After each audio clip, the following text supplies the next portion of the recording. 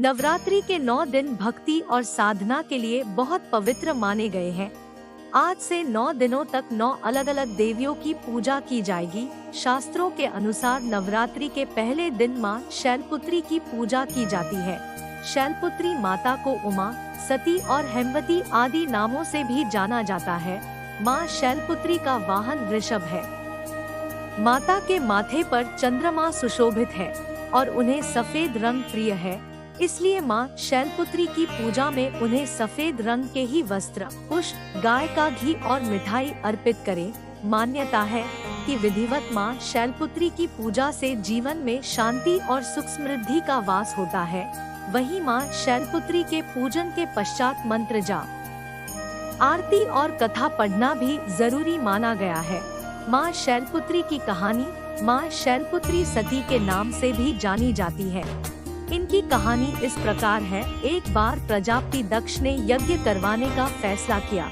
इसके लिए उन्होंने सभी देवी देवताओं को निमंत्रण भेज दिया, लेकिन भगवान शिव को नहीं। देवी सती भली भांति जानती थी कि उनके पास निमंत्रण आएगा, लेकिन ऐसा नहीं हुआ। वो उस यज्ञ में जाने के लिए बेचैन थी, लेकिन भगवान शिव ने मना कर दिया।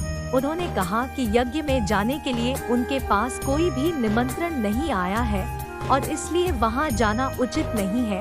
सती नहीं मानी और बार बार यज्ञ में जाने का आग्रह करती रही। सती के ना मानने की वजह से शिव को उनकी बात माननी पड़ी और अनुमति दे दी। सती जब अपने पिता प्रजापति दक्ष के यहाँ पहुँची तो देखा कि कोई भी उनसे आदर और प्रेम के साथ बातचीत नहीं कर रहा है। सारे लोग मुंह फेरे हुए हैं और सिर्फ उनकी माता ने स्नेह से उन्हें गले लगाया। उनकी बाकी बहनें उनका उपहास उड़ा रही थी और सती के पति भगवान शिव को भी तिरस्कृत कर रही थी। स्वयं दक्ष ने भी अपमान करने का मौका ना छोड़ा। ऐसा व्यवहार देख सती दुखी हो गई। अपना और अपने पति का अपमान उनसे सहन न हुआ और फिर अगले ही पल उन्होंने वो कदम उठाया जिसकी कल्पना स्वयं दक्ष ने भी नहीं की होगी।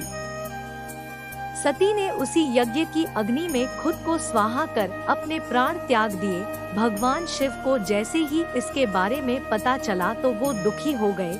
दुख और गुस्से की ज्वाला में जलते हुए शिव ने उस यज्ञ को ध्वस्त कर दिया। इसी सती ने फिर हिमालय के यहाँ जन्म लिया और वहाँ जन्म लेने की वजह से इनका नाम शैलपुत्री पड़ा। शैलपुत्री का नाम पार्वती भी है। इनका विवाह भी भगवान शिव से हुआ। माँ शैलपुत्री का वास काशी नगरी वाराणसी में माना जाता है।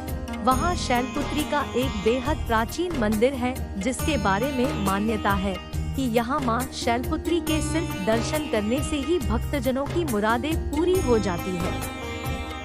कहा तो यह भी जाता है कि नवरात्र के पहले दिन यानी प्रतिपदा को जो भी भक्त माँ शैलपुत्री के दर्शन करता है, उसके सारे वैवाहिक जीवन के कष्ट दूर हो जाते हैं।